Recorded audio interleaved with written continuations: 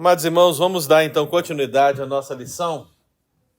Nós lemos esse texto no último domingo, vamos ler novamente, vamos lá? Grande é este mistério, mas eu me refiro a Cristo e à igreja. Vamos orar mais uma vez. Vou pedir para essa oração, presbítero Estevão, ora para nós, por favor. Deus Pai, nós queremos agradecer por estarmos aqui, ó Deus, por caminho da sua palavra, Pai. Pedimos, ó Deus, a sua orientação, o entendimento, ó Deus, possamos compreender, ó Pai, aquilo que o Senhor tem para nós.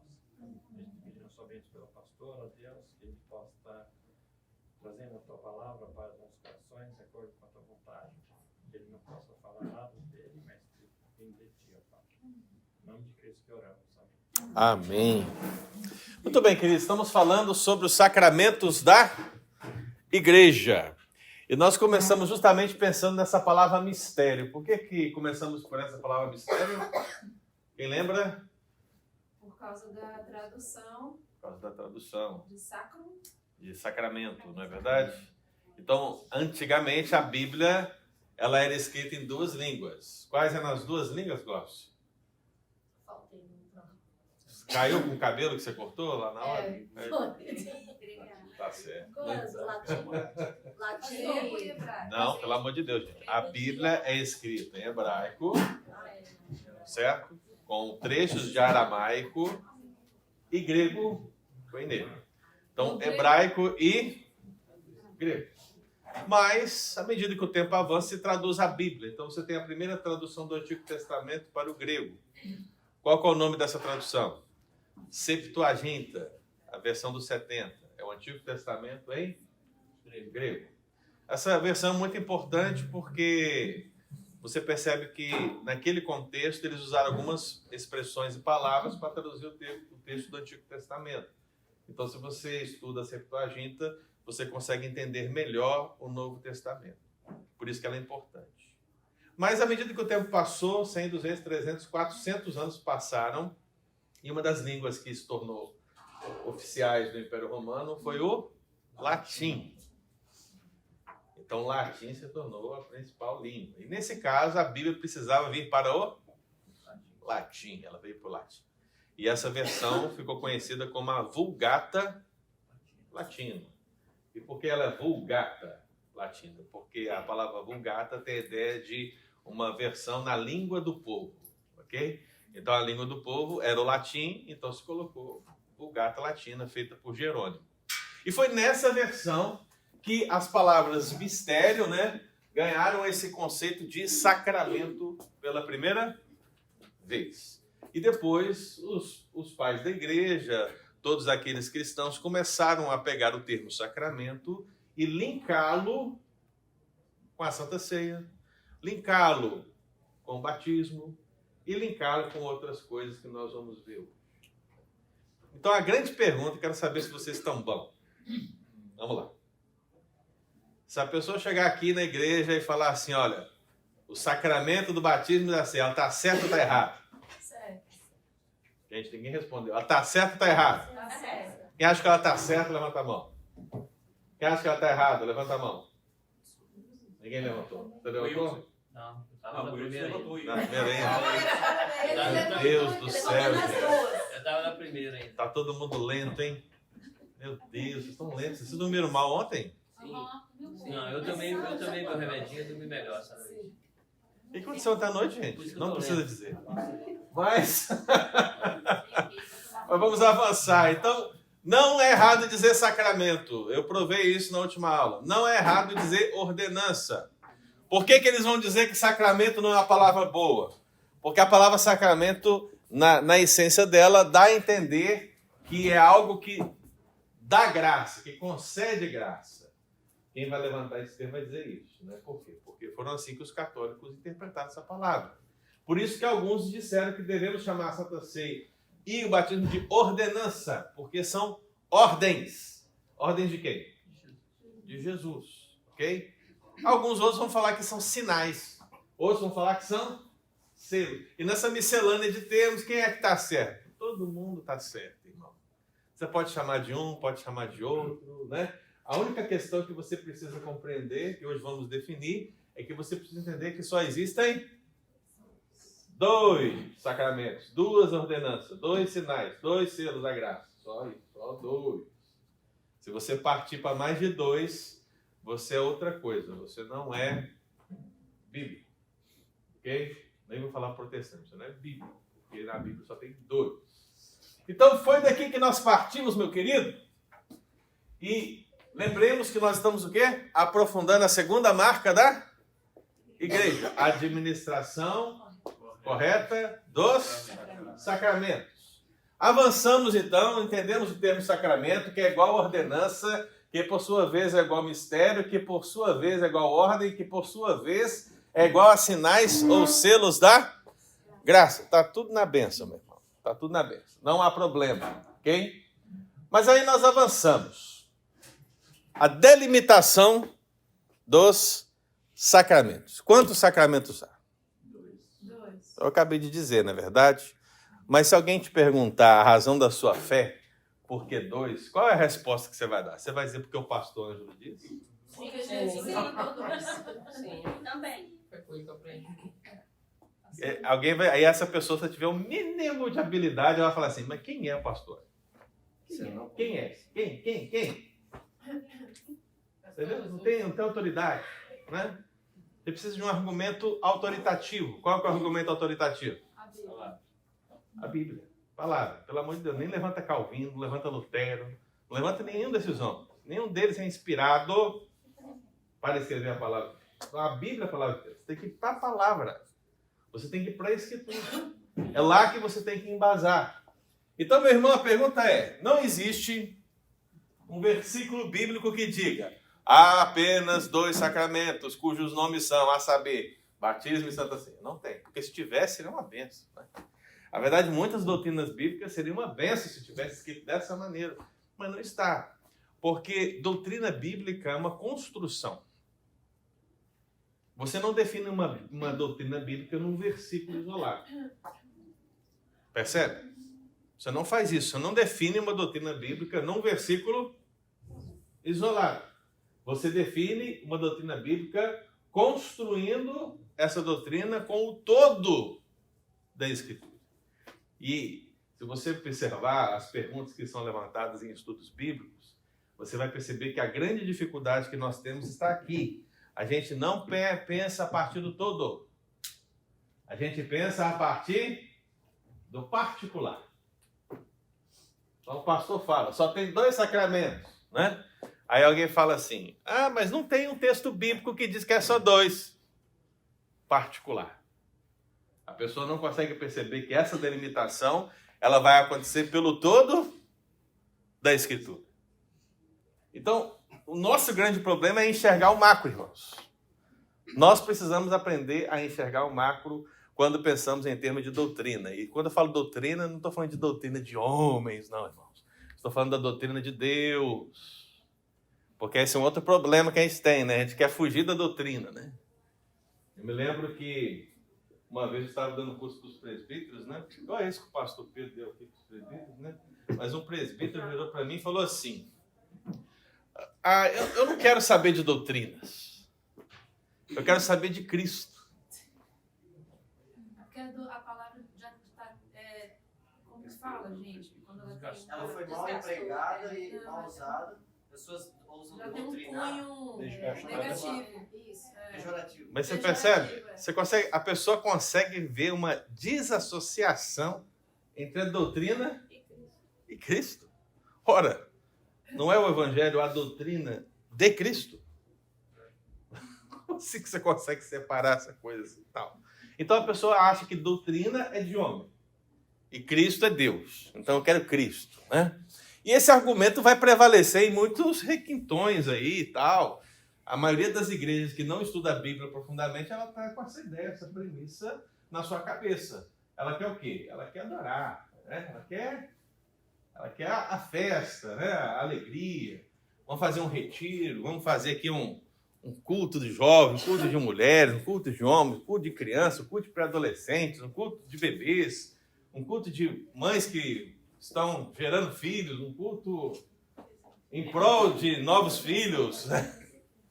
Mas assim, não existe. A igreja acaba vivendo só para si. só para os seus membros, vive nesse mundinho e esquece da sua missão. Querem só Cristo. E não é assim que a Bíblia funciona. A Bíblia ela apresenta Cristo e apresenta a missão de Cristo dada à sua igreja. E para essa missão ser executada com o dever que precisa ser feita, você precisa estar de posse da doutrina de Cristo. Porque é a doutrina de Cristo que vai dizer como as coisas têm que ser feitas. Se você não tiver a doutrina de Cristo nas suas mãos, quem é que vai decidir como as coisas devem ser feitas? Te digo. Vai ser o coach, vai ser o pastor, vai ser o apóstolo, vai ser a visão do céu que vai descer, vai ser o anjo que vai falar. Tá entendendo? Ela tem que vir de algum lugar. Ela só não vai vir das Escrituras. Ou seja, da doutrina de Cristo. Então não faça essa separação. Então a delimitação dos sacramentos é importante. Por quê, meu querido? Porque nós sabemos que a Igreja Católica ela possui quantos sacramentos? 7 sacramentos. Centenário católico. É interessante. Quem já foi católico aqui? Ninguém foi católico aqui? Quem é católico aqui? Eu. Ah, vocês estão aprendendo, hein? Vocês estão aprendendo, hein? Você vê? A primeira pergunta, vocês sentiram um teor negativo. A segunda pergunta, vocês entenderam o aspecto positivo. Muito bom. Mas vamos lá, são 7.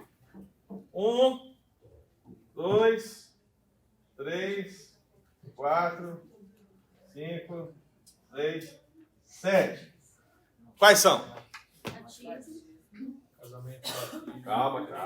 Calma. Nós temos o batismo. Qual outra? Eucaristia. Primeira comunhão. Aí a crisma, o segundo que é a primeira comunhão. Crisma. Não, primeira comunhão foi primeiro. Ah, então. Tecnicamente é a mesma coisa. Não, lá é diferente. Não é sacramento. Comunhão, depois se Não é sacramento. Não, lá na Igreja Católica é diferente. É primeira comunhão e crisma. Bom, primeira comunhão não é sacramento. Crisma é. Ah, É isso. Ok? Eucaristia. Confissão e... Penitência. Matrimônio. Pessoal do Google aí, ó. Tô lendo que você mandou. O reverendo Google, ele diz mais o quê? Não estou no Google. Tá no reverendo Ângelo. Você mandou. Ah, foi o que eu mandei? Você mandou. Esse deve estar certo, pode falar. Aí já repete. Matrimônio. Batismo, crisma, eucaristia, penitência, matrimônio, ordem e extrema unção. Matrimônio, ordem e extrema. Extrema. Ah, os nomes mudam, mas a essência é a mesma. Supremo, extremo. É. Atenção, gente, olha aqui. 7 sacramentos. A Igreja Católica Romana e a Igreja Ortodoxa Oriental, que é basicamente a Igreja Católica que só aceita os 3 primeiros concílios da Igreja, eles possuem 7 sacramentos. E nesses 7 sacramentos, o que eles entendem? Que cada um desses sacramentos, quando eles acontecem na vida de alguém, eles conferem a essa pessoa, seja ela quem for, graça. E aí quando eu falo graça, ou seja, algo espiritual é dado a ela no momento que esse sacramento é ministrado. Por isso, se você batiza o seu filho, qual é a graça que ele recebe? É a salvação. Ele vai pro céu. Vai para o céu. É isso, entendeu? Então, todos esses sacramentos, eles carregam a ideia da graça. A graça vem, a graça vai vir, independentemente de quem você seja. Agora nós. 1, 2. Mas deixa eu te fazer uma pergunta. Só responde os 2 para mim primeiro. Batismo. Glauci, Batismo e Santa Ceia? tem certeza disso? Posso perguntar? Tempo para Glauci. Ela tem. Não. Você tá me testando. Batismo. E é outro programa, pastor. Eu tô achando que Tá no dia errado. Gente, não é errado falar Eucaristia, porque a expressão para a Santa Ceia do grego é Eucaristia, ok? Por isso que chama Eucaristia aqui, tá? Mas vamos lá. Tá, posso fazer a pergunta? Deixa eu só explicar os sacramentos, aí você vai fazer a pergunta. Então, batismo, o que é? Jogar água na cabeça ali da criança. Crisma seria o mesmo que professar sua fé. Aqui na igreja a gente professa a fé, né? Mas seria a mesma coisa, professar a fé. Eucaristia é participar de parte da... né? Porque o vinho você não é digno. Só o padre. Ah, é? Penitência. Na igreja não estamos ouvindo. O que é penitência, gente? O que é penitência, Asa? O que é a penitência, gente? É o flagelo. Envolve a confissão de pecados, o pagamento de pecados, lembra lá, rezas, 5 Ave Maria, rezar o texto, aquela coisa toda. Matrimônio, casamento. Não sei que é isso, não. Ordem. Esse eu não sei pegar, não. Ordem tem a ver com ordenar homens para o serviço. Então, quando se ordena um diácono, um presbítero, um bispo, um arcebispo, está se realizando o sacramento de ordem. E por último, você tem o quê? A extrema-unção, que é dada ali para os enfermos e para aqueles que... Pé na cola. É o leite de Tchau. Toma pé na E cola. a missa de sétimo dia? Não é sacramento. Quem falou missa sétimo dia? Então, essa era a sua pergunta? Não. Ok. A missa de sétimo dia, ela ocorre por quê? Porque quem foi batizado, né, crismou, participou da Eucaristia, realizou alguma penitência, pode até ter casado, de repente até foi ordenado, né? Deve ter cometido algum pecado mais complicado aqui. Então, quando ele comete um pecado mais complicado, ele não vai para o céu. Ele vai para onde? Ele vai para o purgatório. E aí, quando ele vai para o purgatório, o que nós vivos tem que fazer? Nós temos que fazer um culto, uma missa de sétimo dia, entendeu? E aí a gente se junta e a gente ora. Por quê? Para Deus nos ouvir e tirar a alma dele do purgatório e colocar no céu. É isso. Pastor, Calminha. E as Deu para entender? né, pastor? Então, pergunta da Glauce, pergunta da Viviane, pergunta da Margarete. Tá, a pergunta é com relação ao matrimônio, porque agora eles liberaram, tipo assim, agora eles liberaram que você pode morar junto, depois, eu não sei se isso é só na... Quem liberou, na, gente? Na católica entrou isso. Quem liberou? Aonde? Você tem que casar. Não, porque, assim, quem não casa na igreja, mas que... Não, as leis civis são uma coisa. Ah, tá, mas isso na igreja católica... As leis civis são uma coisa. As leis da igreja é outra coisa. Então, por exemplo, em termos presbiterianos, Então, mas eles não consideram... eles podem falar, mas veja, eles podem falar que o casamento pode acontecer entre 2 homens e 2 mulheres. Mas na igreja presbiteriana não vai ser assim. A igreja presbiteriana é entre homem Espero. e mulher. Não, sim, mas no católico, eu Espero que digo. não Isso. No No católico, também, por enquanto. então, Por ainda é enquanto. considerado... Agora, por exemplo, no caso dessa questão da união estável, que Isso. é um processo bem mais complicado, né? Então, em termos presbiterianos, isso fica a juízo do conselho. O conselho que está acompanhando, tá? Mas 99,99% das vezes não recebe pessoas, nesse caso, como membros. O que a igreja geralmente faz? Ela trabalha com esse casal, para esse casal casar-se corretamente para que sejam recebidos como membros. Mas é um trabalho pastoral, um trabalho demorado, entendeu?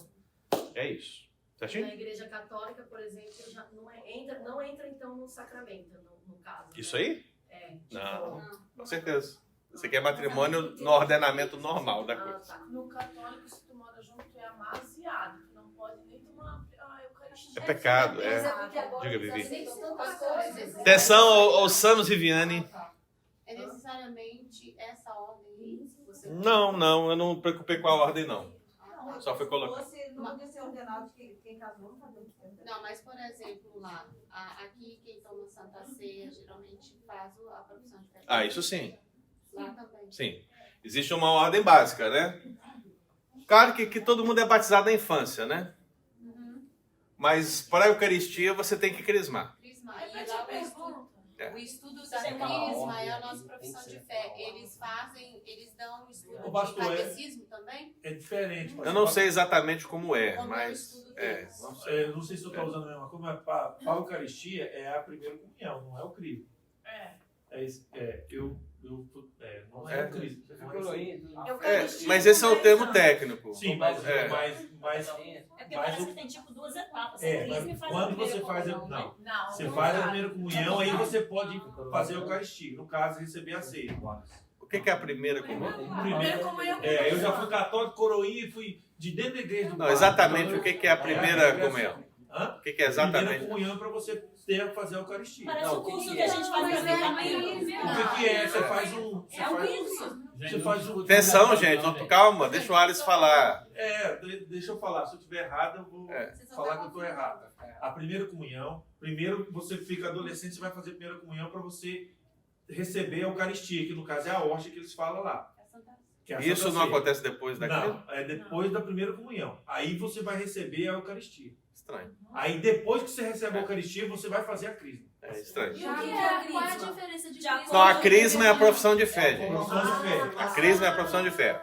Eu creio mais. A questão que a gente está tentando entender, mas em termos de sacramento, a primeira comunhão não é sacramento. O sacramento é a... De acordo com o Crisma. doutor Google, a primeira comunhão é a celebração dos católicos recebem pela primeira vez a hóstia. Isso, é A isso. crisma é o sacramento que renova os votos de permanecer como cristão na É isso que vida o pastor adulta. acabou de falar. É isso. É isso mesmo. Reverendo Google é uma benção na nossa vida, né? O que o Alisson quis dizer é que O coroinha e o Alice também. o pré-requisito para a Eucaristia é a primeira comunhão. Sim. É isso aí. Mas não quer dizer que todos esses passos são sacramentos, gente. Os sacramentos da católica são apenas 7, ok? Não está necessariamente numa ordem, mas claro que um sacramento vai estar relacionado a outro. Viviane já falou, Glaucia já falou, Margarete agora, depois Fábio. A Gemima primeiro. Gemima levantou a mão? Não, eu só queria perguntar. Eu quero perguntar. Eu entendi que os dois sacramentos que nós temos são as duas ordenanças de Jesus dentro de um contexto da Bíblia toda. O matrimônio, por causa daquela fala de Paulo, que é o grande mistério, não entraria. Já não entrou, eu já sei que não entrou, mas por que o matrimônio... Segura a sua pergunta. Eu achei interessante você falar que você entendeu, eu nem falei, né? Eu já entendi que ele não entrou, Você já mas entendeu. eu queria saber por que... Mas eu ainda não expliquei por quê, por isso que eu estou falando. Vou falar daqui a pouco. Né? Diga, Margarete. O espírito de Eli desceu. Quando a igreja católica fez esse negócio de purgatório, por que ela fez isso? Porque antes não tinha. Foi depois de uma certa... Ela fez isso Ela fez isso com viés, né? Eu não me lembro exatamente qual foi um concílio especialmente. Obviamente não está na Bíblia. Ela teve que usar um livro apócrifo para defender essa questão. Se eu não me engano, é o livro de Tobias ou Macabeus. Sem Google, pelo amor de Deus, gente. Viu? Mas foi um dos livros. Então ela usou para defender uma doutrina dela, um pensamento dela, né? Mas é claro que se você tiver um pouquinho de percepção, posso até estar errado, mas essa questão do purgatório deve estar muito ligada à ideia de você pagar para receber a bênção. Porque você está tirando a pessoa do purgatório para o céu através de uma obra sua.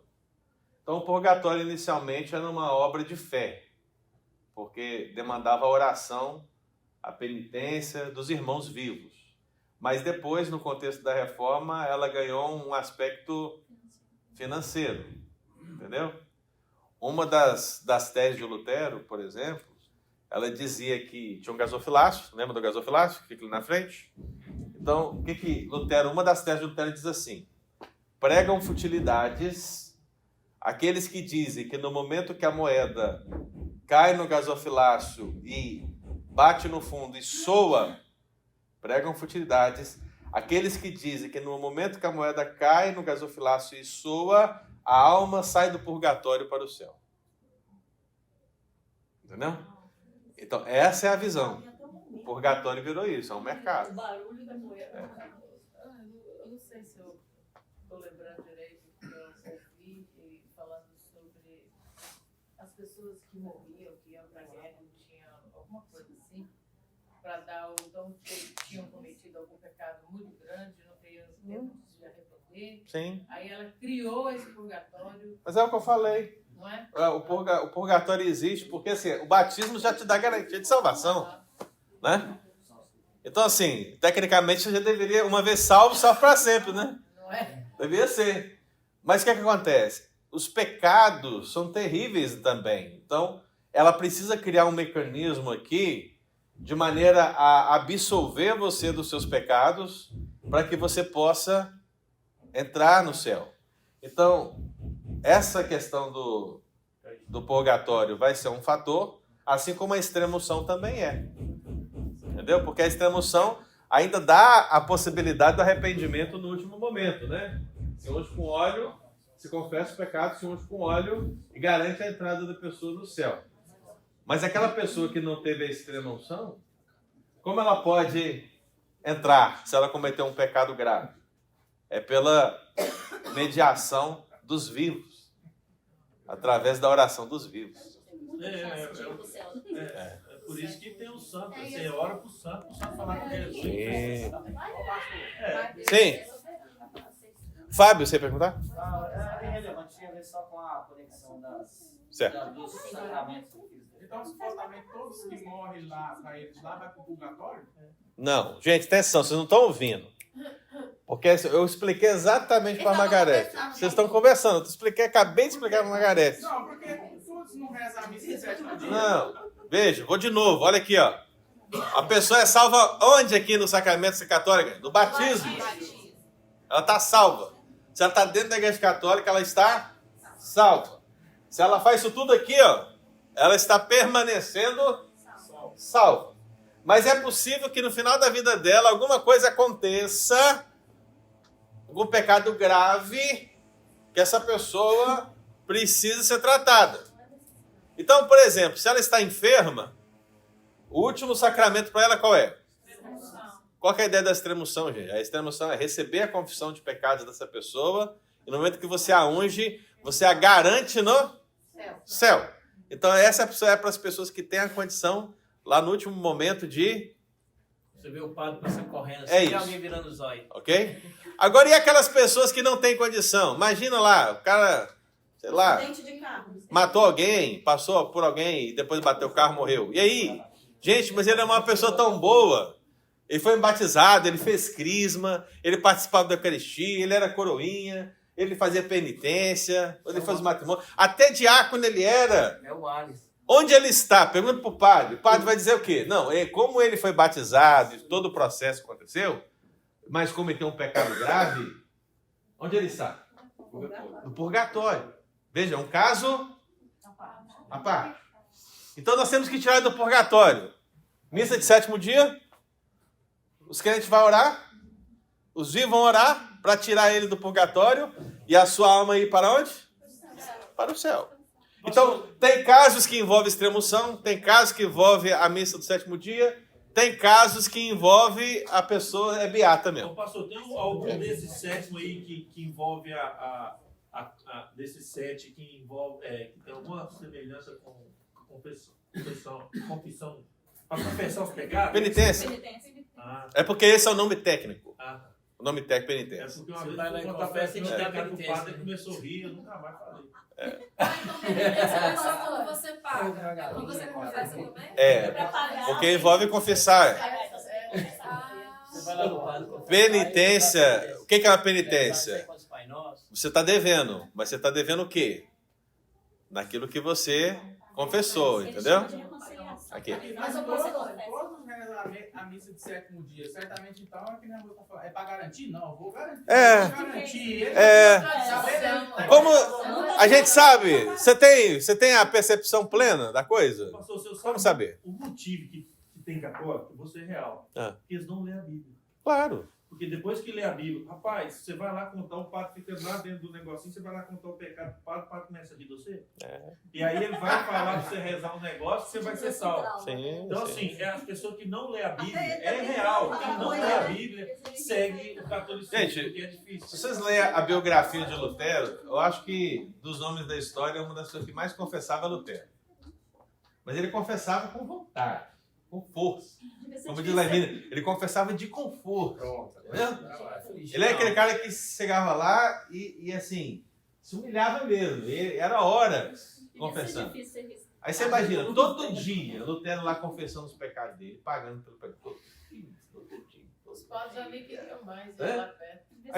Aí o camarada, o que o camarada falou lá, o padre dele, o superior dele, falou assim: Lutero, pelo amor de Deus, adivinha aqui, quando você tiver um pecado, verdadeiramente pecado, você vem confessar.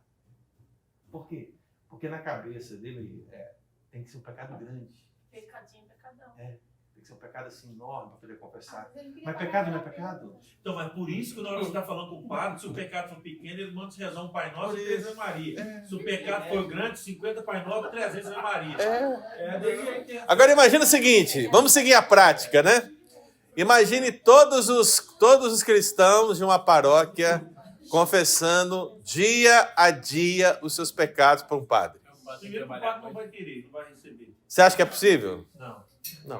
Não é possível. Não dá conta, cara. Não tem como. É que tratar o anjo para se ligar. Não, mas não tem como. Não, é porque é uma forma de encontrar. Mas vem lá, atenção. Vamos avançar. Uma pergunta, pastor, só rapidinho. Ah. O senhor sabe me informar? Eu sei que é 7 livros a mais que tem na Bíblia católica. O senhor sabe me informar qual? Tobias, 1º e 2º Macabeus, Eclesiástico, um pedaço de Daniel, Judite, Sabedoria. Falei, mas falta um. Certo. Falta um. Eu acho que é que tem a mais, no caso. Que foram acrescentados. Que acrescentou, Tudo no Antigo Testamento. Isso. Eles pegaram. O que mais tem na história da igreja são livros que não foi canônico, não canonizados. Então era só escolher um, aí escolheram alguns que defendiam alguns preceitos doutrinários, entendeu? Tem um lá que fala até de simpatia, que o cara botou É interessante, mas faça esse exercício assim, de coração aberto. Pega um livro desse e vai ler. O Espírito Santo vai testificar com você que não é a palavra de Deus. Ô, pastor, uma coisa que eu era... Você está lendo, pensando nos outros livros da Bíblia, isso não encaixa. Batizado, primeiro comunhão com o ciclo, né? Aham. Eu já tô salvo, não sei nem o que eu tô fazendo aqui. Mas uma coisa que sempre... Você está perdendo a sua salvação. Você não sabe, você está perdendo ela, né? Como todo católico, claro. Vai ter que ter extrema-unção. Mas uma coisa que sempre não fazia sentido na minha cabeça era por que a minha mãe dizia assim, vai confessar. Principalmente quando você está fazendo a primeira Eucaristia, você tem que confessar para o padre para poder tomar a primeira Eucaristia, senão você não pode tomar, né? Claro, o corpo de Cristo. Eram uns 10 anos. Então, assim, desde os meus 10 anos não fazia sentido. Por que eu tenho que falar para o padre se eu posso falar para Deus? Uhum. Então, aquilo sempre ficava assim, Por isso aqui, ó. martelando na minha cabeça. Olha aqui, ó, outro sacramento aqui. Qual é esse sacramento aqui? Lá para Deus, o negócio Mas se tivesse sentado mais à frente, daria para ver. Sacramento de ordem. A quem Cristo conferiu autoridade para perdoar pecados. O padre, a igreja, entendeu? Então você tem que confessar para ele, é porque só ele pode te perdoar. Isso aí nega o sacerdócio universal dos crentes, né? Deus vai me perdoar. É. Tem que passar pelo padre. Eles usam o versículo bíblico para isso, né? Atenção, atenção, Celinha, depois eu. Avançar os pecados uns aos outros. Gente, eu tenho que avançar, vamos lá. Assim, porque você vê muitos católicos, muitos que estão na igreja presbiteriana que vieram do catolicismo. Uhum. É porque a presbiteriana tem a doutrina mais parecida com a católica, porque sai da católica, ou não tem nada a ver. Nada a ver. Como eles se convertem? O que tem de igual? A doutrina presbiteriana reformada e a católica? É o oposto. É só o batismo infantil que as pessoas... Porque a única linha, atenção, gente, a única linha parecida é batiza criança. E aí, quando você vai entender, faça a pergunta, por que você faz esse batismo para essa criança? E pergunta para o outro, por que você faz esse batismo para essa criança? Um vai dizer, para salvá-la.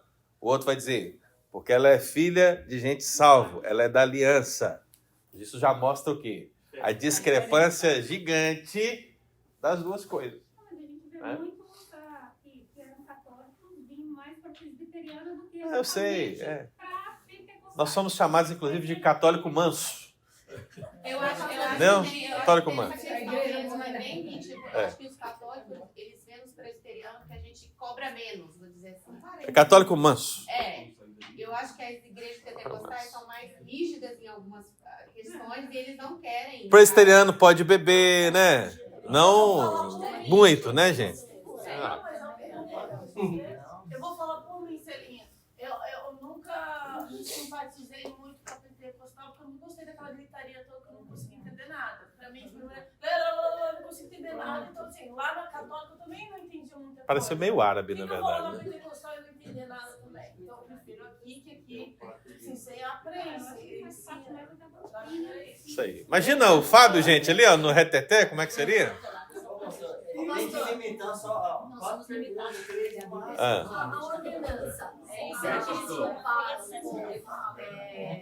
antes da morte de Cristo, que antes de rasgar o véu, você tinha que ter que se confessar para alcançar o perdão. Será que o catolicismo usa essa comparação? Não. Até porque não existe essa ideia, né? No Antigo Testamento também.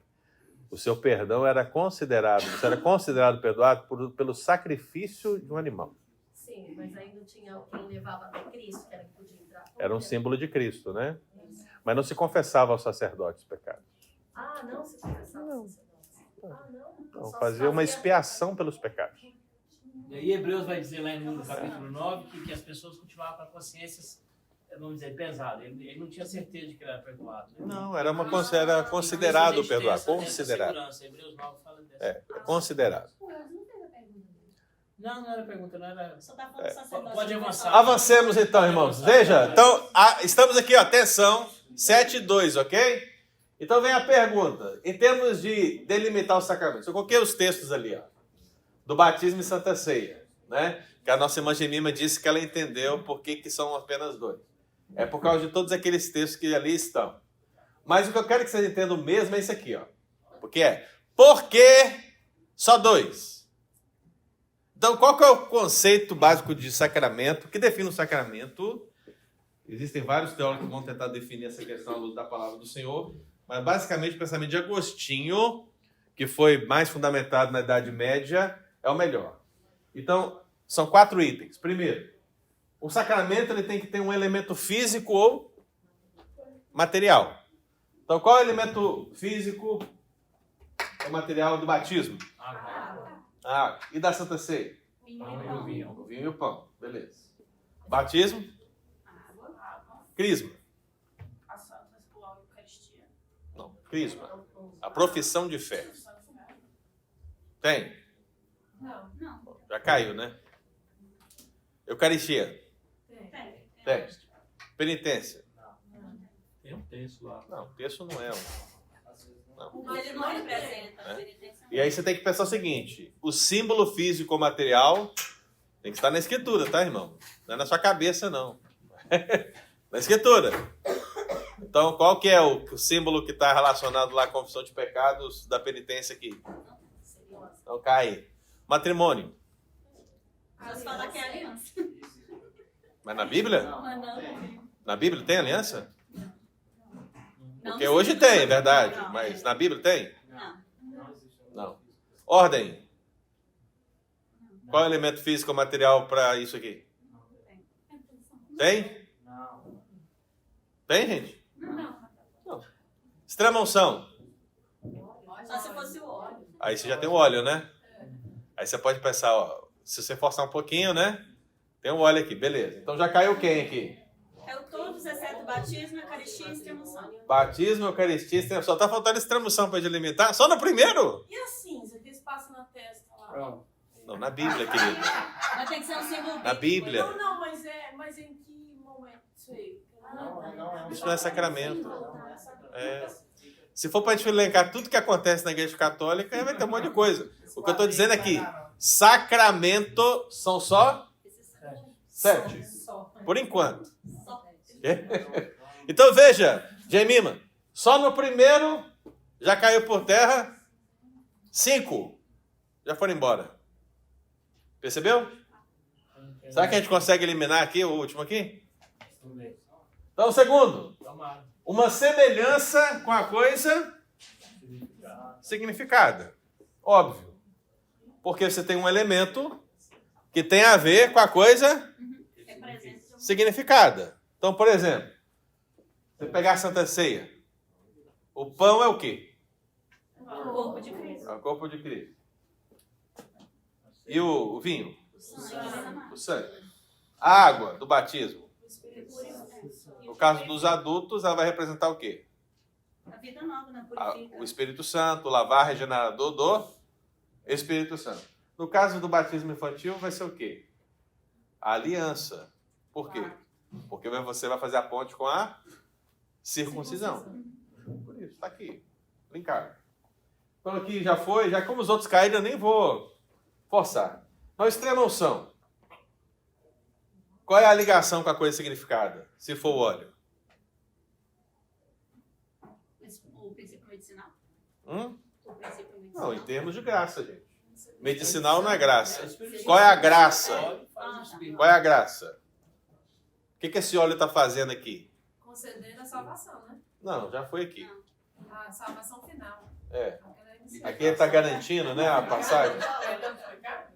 Mas qual que seria a ideia do óleo aqui? O que o óleo está fazendo pelo sujeito? Hã? Biblicamente, você consegue pensar alguma coisa?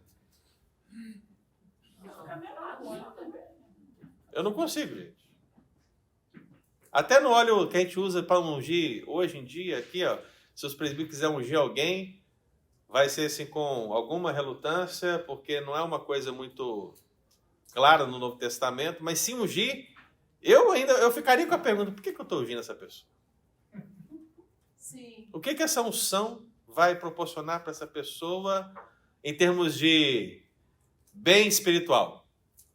Porque para mim o que verdadeiramente importa é a unção do Espírito Santo.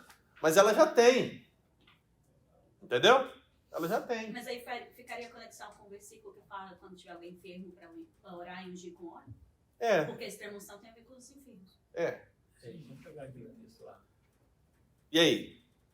O que você acha? Eu acho que não caiu ainda não. Não caiu ainda não. Tá certo. Então vamos pro terceiro. Só porque eu falo, eu falo também. Terceiro. Uma razão bíblica que o sinal é autorizado. Então, veja, tem uma razão bíblica que se autoriza o batismo? Me diz uma aí. O batismo de Jesus. Não, ele pode ser batizado, não garante que tem que batizar. Nascer de novo? Não, gente, não é E possível. pregar o evangelho, batizar. Claro. Ide por todo mundo, pregar o evangelho, batizando. Mais claro do que isso, não tem. E a Santa Ceia? Fazer isso em memória de mim. Fazer isso em memória? Claro também, não é? Aí só está faltando a extrema unção, né? Mas eu ainda acho que eles vão usar o mesmo versículo que eu falei. A extrema unção, gente. Uma razão bíblica para qual autorizar? Tem? É esse versículo que eu Eu ainda acho que é o versículo que eu Vocês estão caindo no mesmo versículo, né? Tá, olha só, olha como é que vocês estão criando uma situação. Eu posso defender o batismo e a Santa Ceia com todos aqueles textos anteriormente que eu coloquei lá. Mas quer se defender uma unção com um versículo bíblico. O que eu disse no início?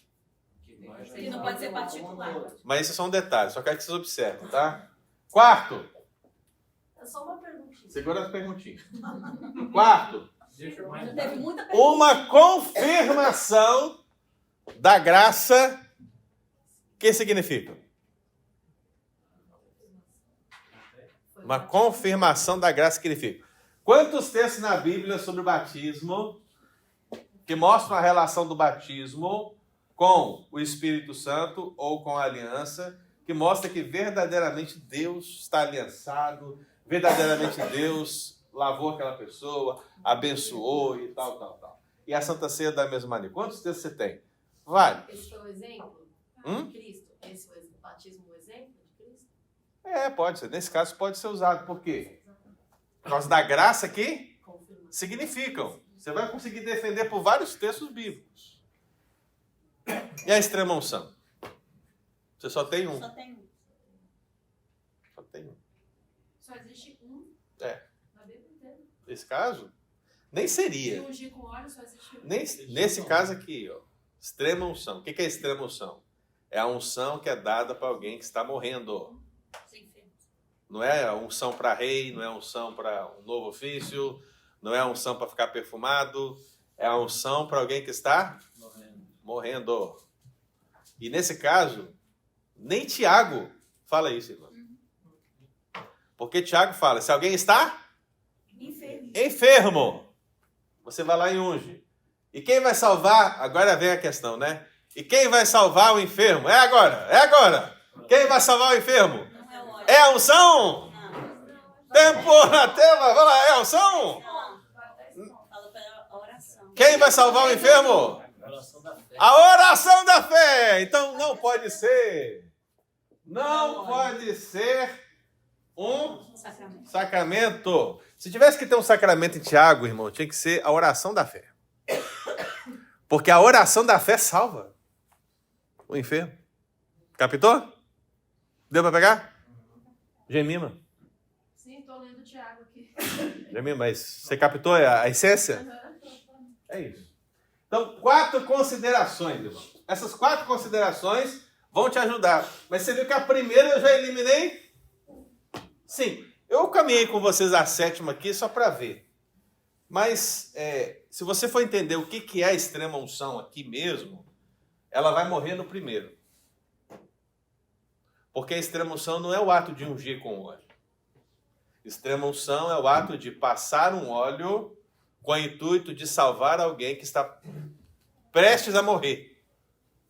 Garantir a passagem para o céu. Então, Tiago não serve para isso. Mas eu caminhei com você só para a gente fazer o exercício ali dos 4 pontos. Deu para entender, irmão? Esses Captou? 4 pontos é uma norma de igrejas reformadas? De onde saíram esses 4 pontos? Agostinho. Agostinho? Né? Agostinho foi quem iniciou o trabalho dessas 4 teses, né? E que, ironicamente, os católicos têm como um deles, né? Sim. Eles não conseguem perceber. Não, na Idade Média, essa era uma base católica.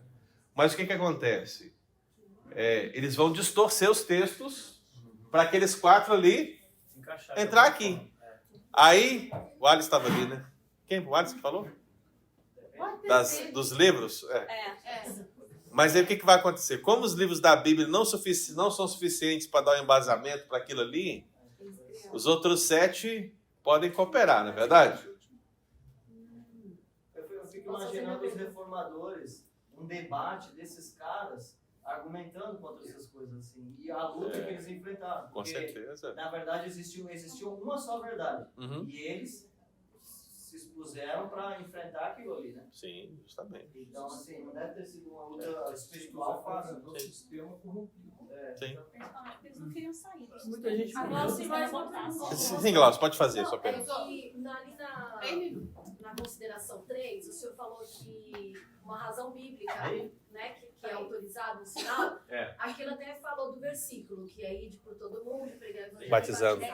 Só que também não tem a ordenança que para nascer de novo, nascer no Espírito, você tem que batizar? Sim. Então eu posso usar esse? Claro. Ah, então tá. Eu só preciso de uma. Mas tem Você várias. precisa de mais de uma, porque o 4 fala que você precisa confirmar.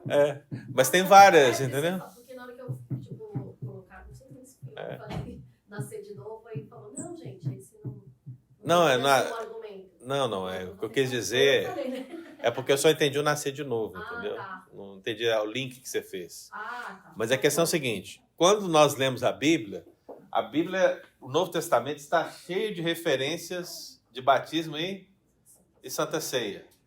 Está cheio. E se você fizer o link com o Antigo Testamento, você vai perceber cheio de circuncisão e cheio de Páscoa. Correto? Páscoa. A Páscoa do Antigo Testamento é a Santa Ceia do Novo. A circuncisão do Antigo Testamento é o batismo do Novo. Por quê, pastor? Porque o Novo Testamento assim diz. Leia as cartas de Paulo aos Gálatas, por exemplo. As cartas, né? A carta de Paulo aos Gálatas, que você vai perceber essa ligação.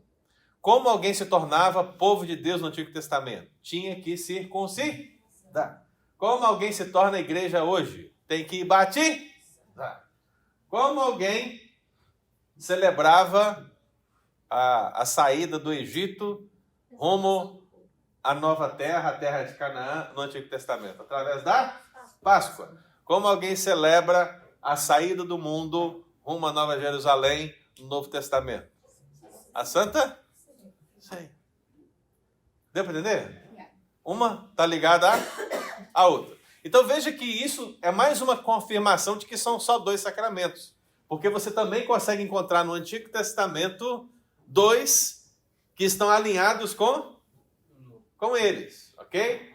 Mas a Igreja Católica criou 7, outros acreditaram em 5, 3, 2. E hoje a gente tem as igrejas neopentecostais criando novos sacramentos. Elas só não dão esses nomes, mas né? Por exemplo, quando se fala de um azeite da unção de Esther, quando fala do sabonete da beleza, quando fala da água ungida, quando fala dessas coisas, isso são pseudo-sacramentos. Por que são pseudo-sacramentos, pastor? Porque alguém está dizendo que se você pega esse elemento físico, que é consagrado, e usa, passa, joga, faz alguma coisa com ele, alguma graça você recebe. Não é verdade? Não é o que se diz? Então a doutrina, há muita atenção nisso aí, irmão. Por isso que essa introdução aos sacramentos é importante. Porque hoje em dia há uma inúmera quantidade de ações nas igrejas, principalmente neopentecostais. Não vão dizer que são sacramentos, porque talvez nem saibam disso, mas estão sendo tratadas como sacramentos, que não tem base bíblica nenhuma. Mas quando então, eles alcançam a fé, eles acreditam naquilo, tipo, aconteceu para eles, aí para desmentir isso é muito... Sim. Você tem que ir para onde? Para a Bíblia. Claro. Tem que ir para a Bíblia. Então, se a Bíblia diz que não é, minha filha, então o que você está fazendo? A pessoa pode até dizer, não, mas me salvou. Olha, eu posso até acreditar que Deus, na graça, na misericórdia dele, possa ter agido, apesar da incredulidade, apesar do erro teológico. Posso, sabe? Mas é inevitável que não é bíblico. Então, o que a gente tem que fazer? Se tivermos a oportunidade, apontar essa situação. Porque esses pseudo-sacramentos, eles cometem um pecado muito grande. Qual é o pecado? Eles substituem Cristo. Vira uma dependência. Assim, né?